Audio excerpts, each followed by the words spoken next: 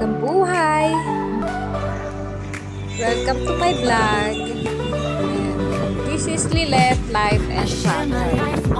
Ayan na nga, nag-check out na tayo mula sa hotel.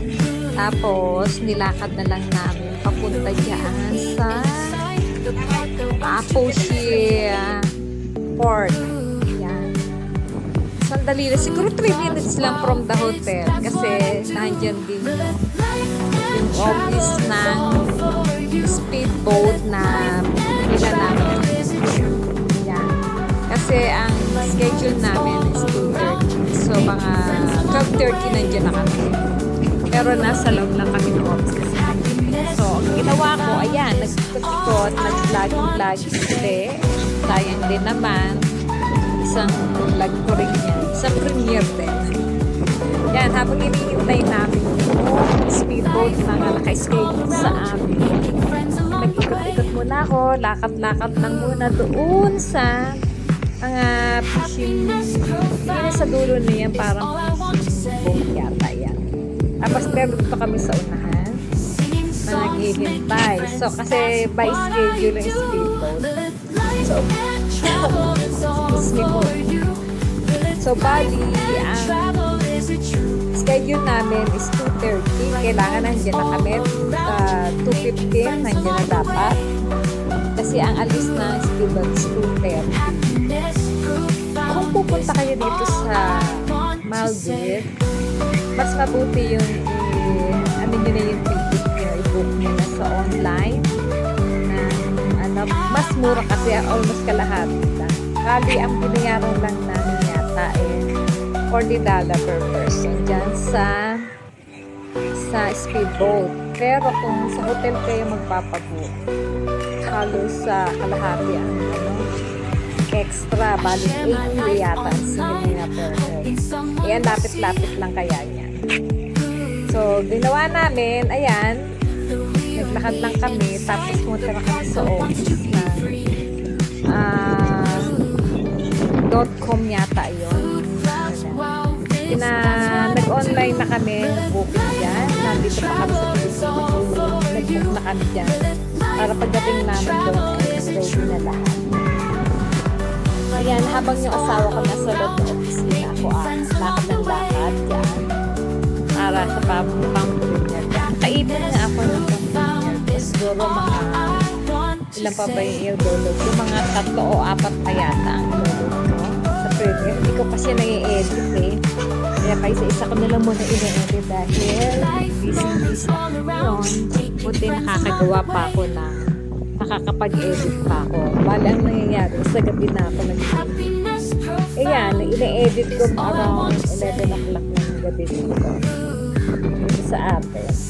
Kasi pag bukas ko pa ito edit, baka hindi ko matapos yung dami ng ginagawa. Busy. Kaya sa gabi ako nag-edit. Kasi ako sa umaga baka nagkamali ako. Buting sa gabi nakakapag-concentrate. Ayan na nga, ikot lang ako ng ikot dyan. Haba rin yung nilakad ko dyan. Pero okay lang siya. Paalis na kami niya. Naghihintay lang kami ng speedboat. So, let's go. Watch is na nga. Panoorin nyo na natin. Ayan na nga. Dumating na nga yung yan yung speedboat na. Parang siya, sharing sa mga ibang guests. Yan, sharing parang semi-speedboat. Meron din dyan na parang pang-parking, pero napakadami naman. Mas mura. Ang babayaran yung ticket is $15 lang. Kasi kami binayaran namin is $40. De online kami.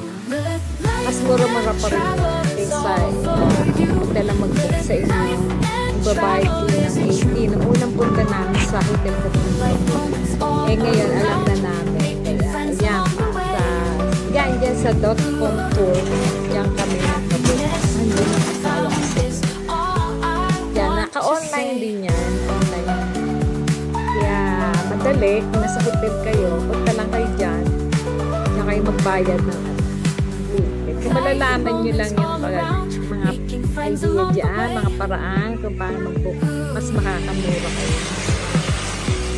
Yan, pero kung online na kami, para sigurado na meron kaming ticket.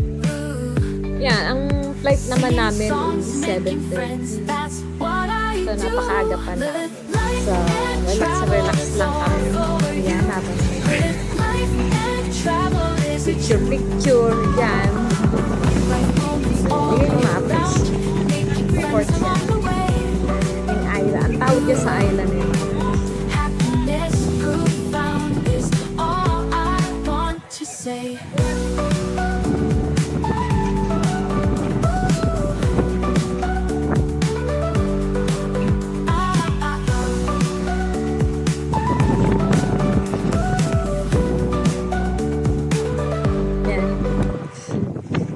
Lalakad-lakad lang ako para hindi halata. Ang init-init ko. Siguro mga 1 p.m. Lakad lang ako ng lakad. Napakaliit lang naman ang island na yun. Ayan, mga fishing boat lang. Ganda pa rin. At kahit na dito lang sila sa town, napakalinis pa rin. Wala man na ang basura dyan. Yan, dyan sa amin yan, dyan kami nag-iintay na. Hindi pa nga schedule. Hindi mo na kami habang nag-iintay. Ayan, nakasakay na pala kami dyan sa boat. Alis na ang sasakyan. Yung asawa ko nakatingin lang. Tingin lang siya sa ginagawa ko. Supportive naman yun sa akin. Kasi pag tinatawag ko, ito naman siya. Karating na nga kami sa Mali Tirana Airport. Ayan. Pasok na kami dyan, papagin na kami. Yan ang airport. So, kinokolekta lang namin yung bagay. Wala ang ma-approach si Island. Yan, nag-sakay kami ng speedboat. Kinuha na papunta na kami, papasok na kami. Dahil hindi pa naman pwede pumasok sa loob. So, ang ginawa namin, kumain muna kami, nag-burger muna kami. Where is the Tapos namin kumain, punta na kami ng loob ng airport. Kapasok na kami, nag-check-in na kami. Ikot-ikot ulit sa kanilang duty free. Yan ang duty free nila. Okay naman, kahit maliit siya, pero maganda naman. Yan ang pinaka-duty free. Maliit lang. Pero napakaganda. Yan, ikot-ikot pa rin ako. Sinusulit ang pagbakasyon. Lahat ng sulok yata kinuha ko.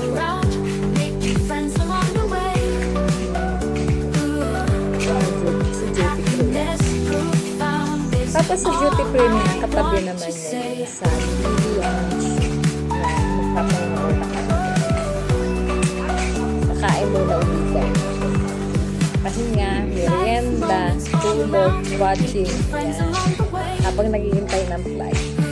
Diyan sa Lily Lounge dyan. Libre lang yan. Libre lang yan sa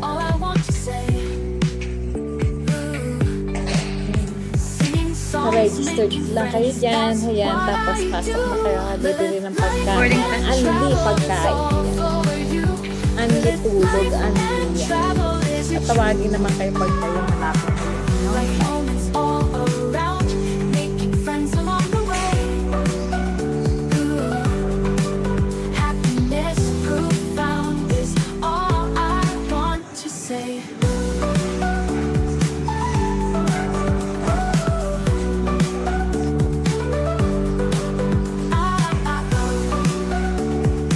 Habang naghihintay kami sa Lily Lounge, rolly rin ang camera ko. Kasi may tao pa. May nagpaparegister pa. So, next na kami. Dito kami ngayon sa Etihad Lounge. Yun na nga, nakapasok na kami. Pagkatapos namin pa-register, ayan, pumasok na kami. Ang laki-laki, ang ganda-ganda. Grupuan. Nandun yung buffet, free wifi, free higa. Bahala ka kung gusto mong gawin mo dyan. Kami wala, ginawa namin. Kain, kain, kain. Sawa ko. Kapag kayo ng gusto. Ikot-ikot na kasi walang tao. Parang hindi nakakasya. Kumikot ko siya. Ganda-ganda, no? Habang naghihintay kami ng flight, dyan muna kami umupo para hindi nakakainis sa buka. Wala pa naman tayo. Ganda na.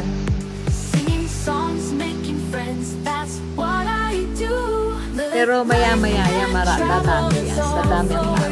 Kasi siyempre yung flight, different flight, different time.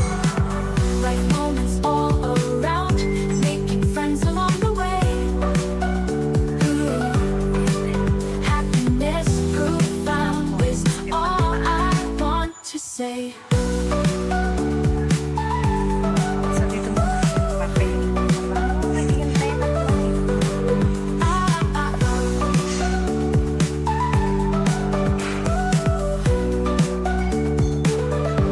Dito yan sa Maldives.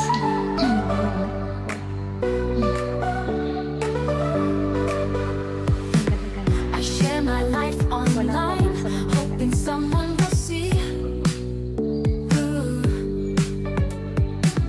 the real me inside, the part that wants to be free. Next naman. Yung asawa ko, habang naghihintay kami, doon lang naman siya, internet ng internet. Napakalaki. Kasama yan sa binabayaran ng asawa ko. Kasi ano siya yung member. Gold membership. Yung time pala niya, masakit na yung paa niya. Buti na lang yung nasa speedboat kami, hindi gaano sumakit yung paa niya. Pero dyan, sumasakit na yan, tinitiis niya lang.